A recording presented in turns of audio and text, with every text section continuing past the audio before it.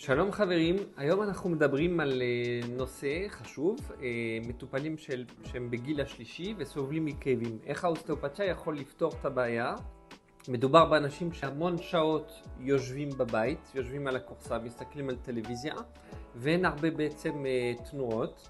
אז קודם כל צריך להבין ולדעת שהגוף הוא חייב תנועה. אם יש תנועה, יש זרימה ואין דלקת. כל הכאבים שאתם מרגישים הם כאבים דלקתיים מכניים.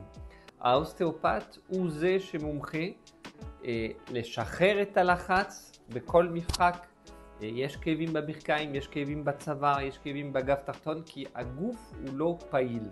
אז האוסטאופת הוא משחרר ומחזיר את הגוף בצורה פיזיולוגית, ועל ידי תרגילים שהוא נותן לכם, הוא נותן תרגילים ואתם תעשו אותם בבית. אתם חייבים להיות בתנועה.